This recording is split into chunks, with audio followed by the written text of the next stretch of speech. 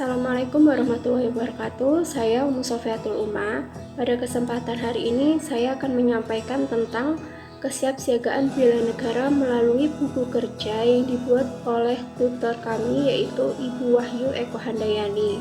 Yang pertama yaitu tentang apa yang saudara ketahui tentang kesiapsiagaan jasmani dan arti kesehatan. Kesiapsiagaan jasmani adalah kegiatan seseorang untuk melakukan tugas fisik secara baik dan efisien. Komponen penting dalam kesiapsiagaan jasmani yaitu kesegaran jasmani yang harus dimiliki untuk dapat melakukan suatu pekerjaan baik ringan ataupun berat secara fisik dan dapat menghindari efek cedera.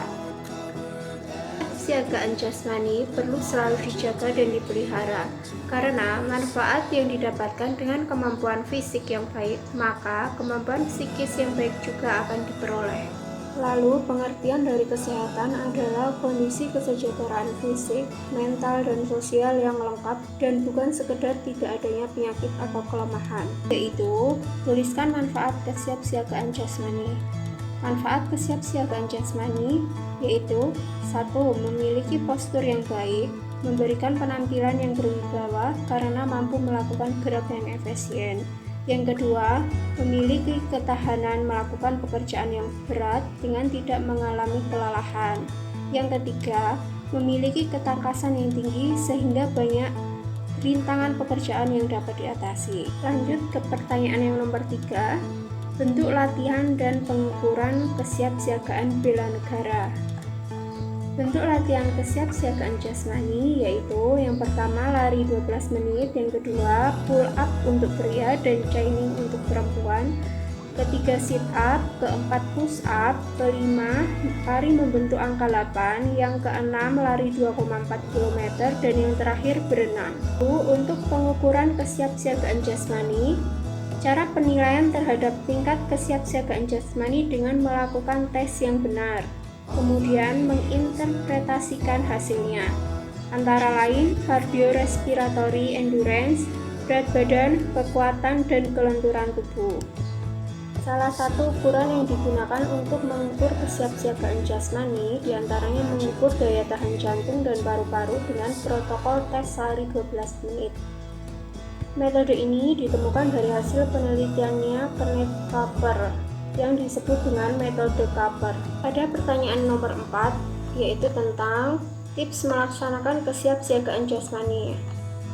Tips menjaga kesiapsiagaan jasmani adalah yang pertama, makanlah makanan yang bergizi secara teratur dalam porsi yang cukup. Yang kedua, sediakan waktu yang cukup untuk beristirahat. Yang ketiga, biasakan berolahraga. Yang keempat, perbanyak mengkonsumsi air putih. Dan yang terakhir, buang air segera dan jangan ditunda. Lanjut pada pertanyaan nomor 5. Apa yang Anda ketahui tentang kesehatan mental dan bagaimana meningkatkan kesiapsiagaan mental?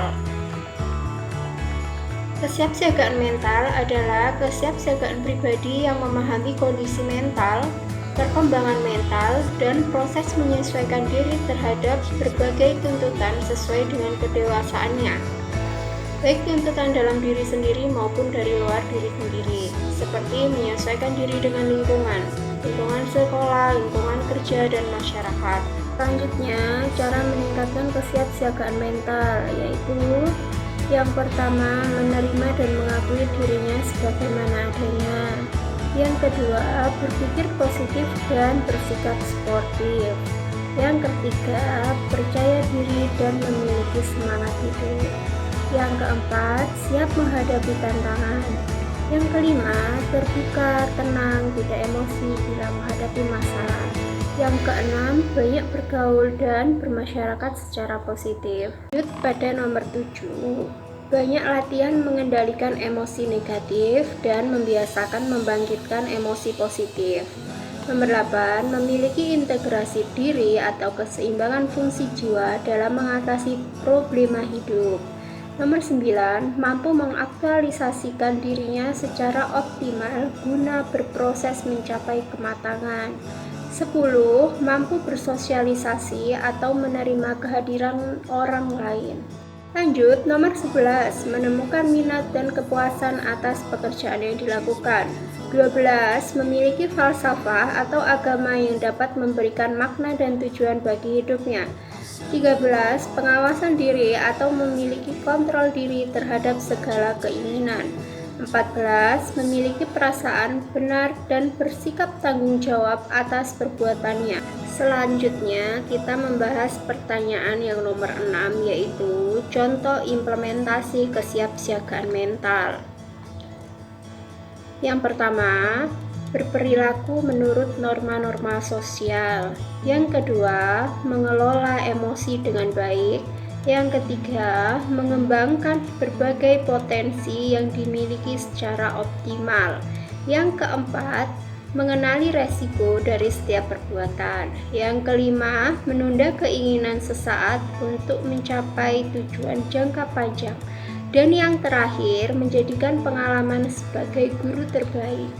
Ke pertanyaan nomor 7, yaitu tentang apa yang Anda ketahui tentang kecerdasan emosi dan 4 komponen dalam kecerdasan emosi.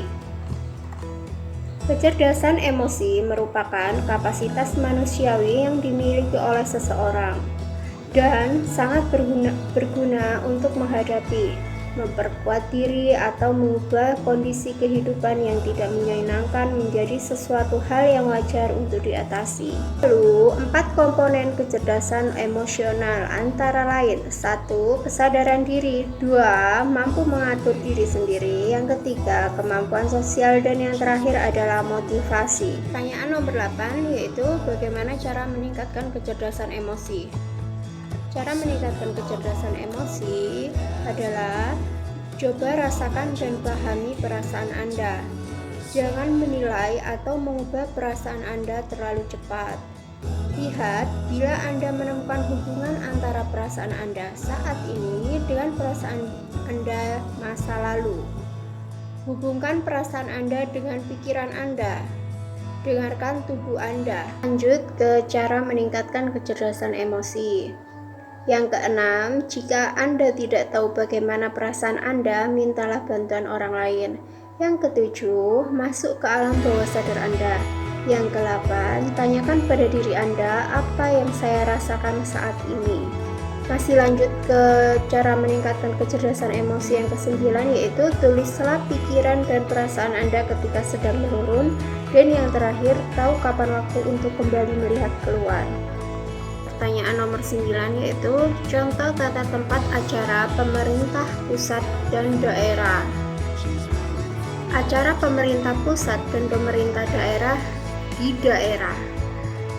Tata tempat dalam acara kenegaraan atau resmi yang diselenggarakan di daerah berpedoman pada urutan tata tempat yang berlaku dengan ketentuan sebagai berikut. Yang pertama, pada acara kenegaraan atau resmi yang diselenggarakan oleh kementerian atau lembaga pemerintah non-kementerian dan diadakan di daerah, apabila dihadiri oleh presiden atau wakil presiden, maka menteri atau pemimpin LPNK yang bersangkutan mendampingi presiden atau wakil presiden. Kedua, pada acara kenegaraan atau resmi yang diselenggarakan oleh pemerintah daerah bertempat di daerah itu dan dihadiri oleh presiden atau wakil presiden, maka yang mendampingi adalah gubernur yang bersangkutan sebagai tuan rumah.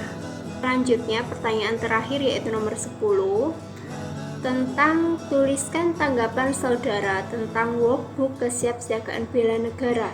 Menurut saya tentang workbook ini yaitu memudahkan untuk memahami materi kesiapsiagaan bela negara, karena pada materi ini disampaikan secara ringkas dan untuk mudah dimengerti.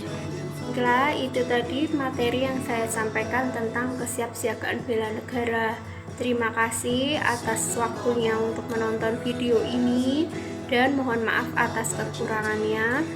Baik, wassalamualaikum warahmatullahi wabarakatuh.